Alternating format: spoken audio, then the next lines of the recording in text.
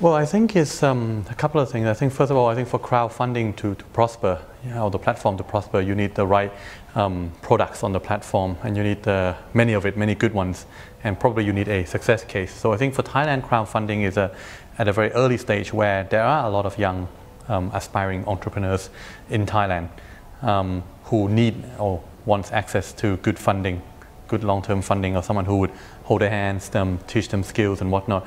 So I think the level that we're missing at the first stage is perhaps a lot of good ideas, but sometimes the entrepreneur lack ability to focus on something and ability to set their own targets and to move towards that target in a disciplinary manner. Thai people are very, almost they have a free spirits and enjoy life, as you can see the nature of Thai people. So naturally we are quite actually creative people, and a lot of the advertising firms have used Thailand as a hub to create creative content. However, we sometimes also lack discipline, and the way I think for the young entrepreneur, young businessman to get access to good funding is how they can have a focus in the business, have a certain target. So when they have that, then they can attract credible investors to look at them, because I think most investors always look for good ideas to invest. I think that's the first thing. I think second thing is on the regulatory platform, because I think the regulators are slightly behind in terms of regulating the digital economy, because for crowdfunding to prosper, you need the internet penetration rate. I think it will be helpful if you have something like a mobile internet to be strong. In China, you've seen crowdfunding become fast very quickly. In Japan, in the US, the reason why crowdfunding is successful in those three countries I mentioned, besides the fact that they have a lot of entrepreneurs, a lot of good business ideas, so therefore a lot of stuff to be shelved on the platform, they also have a very good internet connectivity, especially the broadband, especially the mobile internet. Thailand is heading that way, but we are still maybe at the early stage of the mobile internet boom. A lot of people use it for social media, for Facebook, for Line, for WhatsApp. So it is a powerful tool, and maybe powerful marketing tool to get your message across.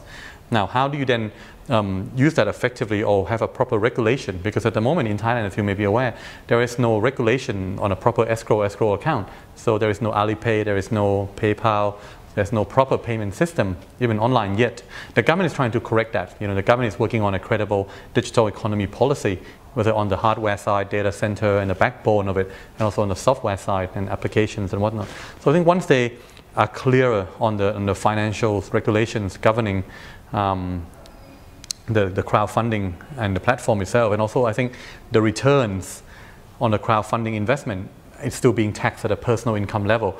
Not to say that if you were able to exit the crowdfunding investment, you should be making a lot of money, more than just pay a small personal income tax of 37%. Perhaps it's still a big amount of tax for personal income tax in Thailand of 35 to 37% at the high end of the investment case. So it sometimes begs the question whether the government would look at this taxation as well to help entice more in interest.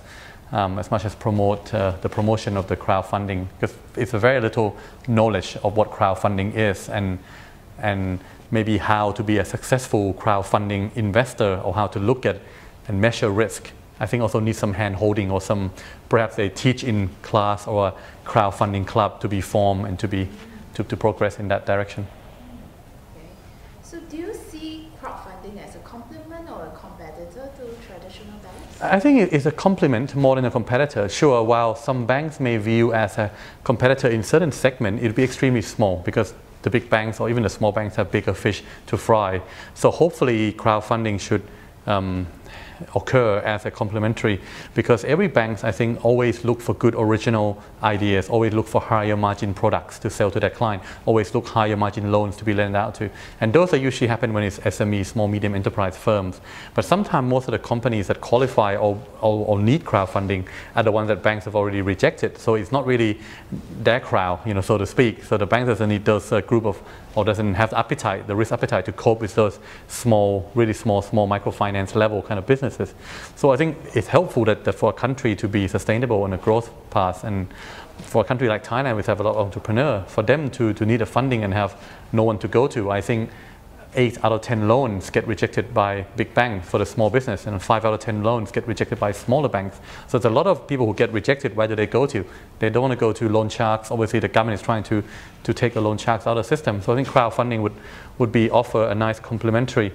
And in the end, where those businesses grow a little bit bigger, then the banks can come in and service the next part of the growth phase.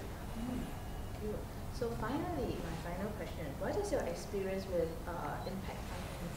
Yes, I mean, so far it's been good, because I think the important with impact finance is, I think, is the one where the investor, to also bring something addition to the table than just the funding itself, because obviously any good investor, especially in a social enterprise or social impact investment, they need to be able to help that business perhaps open doors, perhaps introduce new clients, perhaps introduce new other sources of funding, perhaps look at how the company should be setting their financial targets or financial returns targets in order to grow bigger, or to how to they monitor certain steps of their growth development and to find partners and whatnot. So one happy example we have is, for example, we work with Tejai or Kun Sunit platform to look at Local Alike, which is a local-based community tourism.